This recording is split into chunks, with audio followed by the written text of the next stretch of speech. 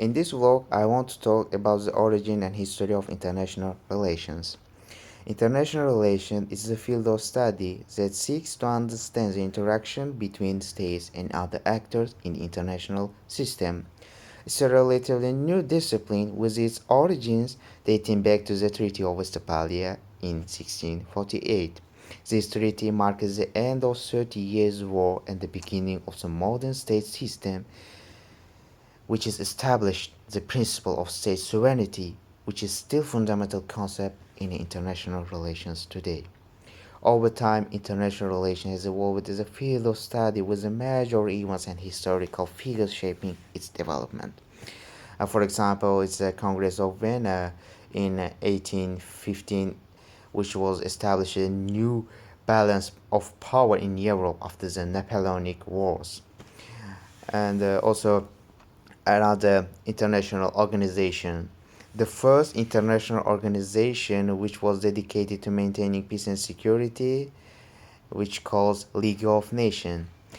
This organization was established after First World War, and this international organization, the account, this international organization is the first organization which was dedicated to keep peace and security.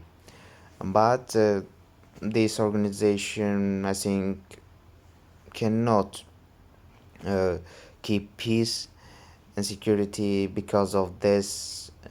In 1939, Second World War was happened. But after end of the Second World War, another international organization was established. This international organization is the United Nations. This organization is the most prominent today with a broad mandate to promote peace, human rights, and development. In addition to these historical events, different theoretical approaches have emerged in international relations over time. There are some theoretical approaches like realism, liberalism, constructivism, and other theoretical approaches. And for example, I speak about the realism, which is emphasize the role of power and the self-interest in shaping international relations. Liberalism, on the other hand, emphasizes the role of cooperation and institutions in promoting peace and prosperity. And another theoretical approach, constructivism, emphasizes the role of ideas in shaping international relations. Each of these approach has its own set of key principles and debates. For example, within realism, there is a debate between offensive and defensive realism. Offensive realists argue that states should seek to maximize their power and dominate other states, while defensive realists argue that states should seek to maintain a peace, a balance of power, and avoid a conflict. Within liberalism, there is a debate between neoliberalism and institutionalism. Neoliberals argue that free market and democracy are the best way to promote peace and prosperity, while institutionalists argue that institutional international institutions are necessary to manage cooperation and conflict. Finally, it's important to consider the relevance of international relations in today's world.